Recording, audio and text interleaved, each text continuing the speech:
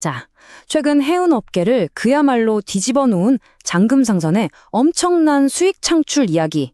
다들 한 번쯤은 들어보셨을 겁니다. 위기를 기회로 바꾼 아주 완벽한 배팅처럼 보였죠? 그런데 말입니다. 이 화려한 잭팟 뒤로 날아올 어마어마한 청구서에 대해서 생각해 보신 적 있나요?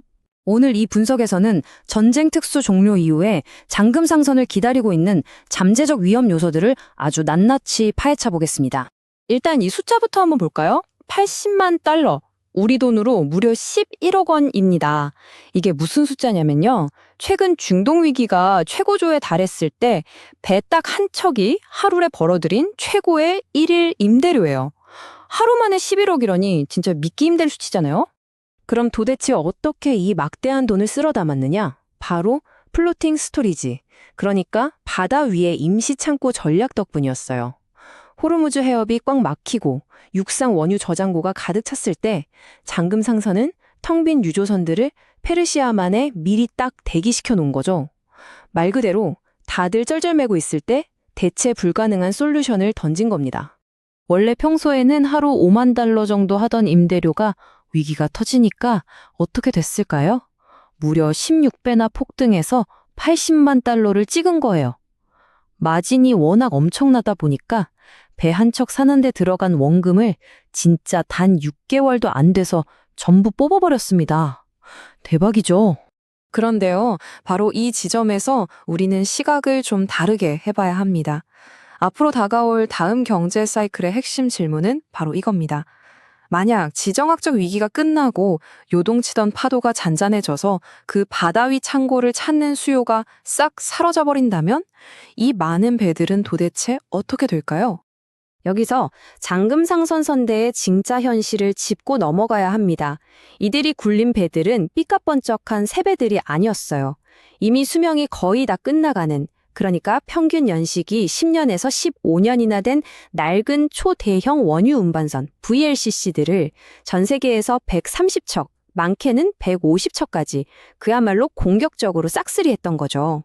전 세계 가용 물량의 17%를 한 번에 장악해버린 엄청나게 극단적인 배팅이었습니다. 자, 생각해보세요. 전쟁이나 극한의 공급 부족 상태일 때는 배가 좀 낡았다는 건 하나도 안 중요해요. 그냥 물 위에 떠있기만 하며 황금알을 낳는 거위거든요. 그런데 시장이 평화로운 일상으로 정상화되는 순간 이야기는 완전히 180도 달라집니다. 가만히 떠있던 배들이 이제 직접 바다를 항해해야 하고 순식간에 회사의 재물을 갉아먹는 거대한 부채 덩어리로 돌변하게 되는 거죠. 아까 그 거대한 노후선대를 순식간에 구축했다고 말씀드렸죠. 당연히 막대한 레버리지를 끌어다 썼을 텐데 그 청구서가 자그마치 7천억 원입니다. 네, 7천억 원이요. 언제 터질지 모르는 거대한 단기 부채, 시한폭탄을 재무제표 한가운데에 안고 있는 셈이에요. 만약 전쟁 특수가 끝나고 운임이 제자리로 돌아오면 그때부터 정말 무서운 도미노가 시작됩니다. 짭짤했던 플로팅 스토리지 현금 흐름이 뚝 끊기겠죠? 들어오는 돈이 마르는 순간 회사는 앞서 말씀드린 그 7천억 원의 단기 부채 상환 압박에 그대로 짓눌리게 됩니다. 급격한 수익성 악화를 알리는 확실한 신호탄인 거죠. 자, 100번 양보해서 부채 폭탄을 어떻게든 넘겼다고 쳐볼게요. 그래도 유지 보수의 덫이라는 무시무시한 함정이 남아 있습니다. 15년이나 된 낡은 배를 150척 넘게 계속 굴린다? 이건 뭐 시도 때도 없이 고장나는 기계들 고치느라 천문학적인 노후 선범 유지 보수 비용을 쏟아부어야 한다는 뜻이거든요. 게다가 낡은 배니까 해상 보험료는 또 얼마나 뛰겠어요. 감가상각으로 자산 가치까지 매일 뚝뚝 떨어지면서 힘들게 번 수익을 개걸스럽게 집어삼킬 겁니다. 그래서 요약하자면 시장이 결국 정상화되었을 때 잔금상선을 기다리는 위기들은 이렇게 거미줄처럼 얽혀 있어요. 운임은 폭락하죠. 7천억 원대 상환 압박은 들어오죠. 노후선대 유지보수 비용은 천문학적으로 깨지죠. 거기다 고유가로 인한 글로벌 운송 수요 감소까지 어느 것 하나 독립적으로 떨어져 있지 않은 연쇄적인 타격이라는 게 핵심입니다.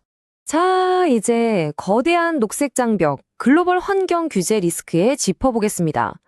사실 이 늙고 거대한 선대 전체의 생존을 위협하는 가장 근본적이고 치명적인 위기는 돈 문제나 기계 고장이 아닐지도 몰라요. 바로 전 세계적으로 몰아치는 해양 환경 규제와 그에 따른 시장 변화라는 피할 수 없는 거대한 벽입니다. 애초에 다른 해운사들이 이 배들을 고철값에라도 처분하려고 했던 진짜 이유가 있거든요. 최신 선박들이랑은 아예 비교조차 안 될 정도로 연료 효율이 끔찍하게 낮기 때문입니다. 앞으로 글로벌 탄소 배출 규제 기준은 갈수록 깐깐해질 텐데 이 낡은 배들은 당연히 직격탄을 맞겠죠. 결국 전 세계 바다에서 직접적인 운항 제한 조치에 걸리고 예상보다 훨씬 일찍 강제로 폐선장으로 끌려가게 될 거대한 리스크가 도사리고 있는 겁니다. 게다가 여기에는 우리 지갑 사정과도 연결되는 아주 뼈아픈 역설이 하나 숨어 있습니다. 현재 회사의 금고를 빵빵하게 채워주는 이 높은 운임과 고유가 상황이 계속 길어지잖아요. 그럼 결국 전 세계 경제가 꽁꽁 얼어붙게 돼요. 경제가 가라앉으면 에너지를 소비하고 운반하려는 운송 수요 자체가 근본적으로 파괴된다는 겁니다. 눈앞의 호황이 오히려 미래의 밥그릇을 부숴버리는 최악의 자충수가 될 수도 있다는 얘기죠. 방금 짚어본 상황들을 종합해보면 이런 말이 딱 맞을 것 같네요. 지정학적 위기를 기회로 낚아챈 그 전시 순발력은 진짜 부인할 수 없을 정도로 천재적이었습니다. 하지만 기업의 진짜 실력은 평화가 찾아왔을 때 드러나는 법이잖아요. 산더미 같은 부채와 노후 선박 유지 비용이라는 이 날카로운 청구서에 과연 어떻게 대응해낼지, 이게 바로 잔금상선의 다음 사이클을 결정지을 진정한 시험대가 될 겁니다. 자, 이제 마지막으로 생각해볼 질문은 이겁니다. 지정학적 파도가 잔잔해지고 시장이 다시 새로운 질서를 맞이할 때 잔금 상선의 이 눈부신 배팅은 과연 기업을 도약시킨 신의 한 수로 기록될까요? 아니면 낡은 배들의 유지 비용과 깐깐한 탄소 규제라는 장벽에 가로막혀 결국 스스로를 파괴하는 치명적인 승자의 저주로 남게 될까요? 이 어마어마한 전략적 배팅의 결말이 과연 어떻게 될지 우리 모두 흥미롭게 지켜봐야 할 것 같습니다.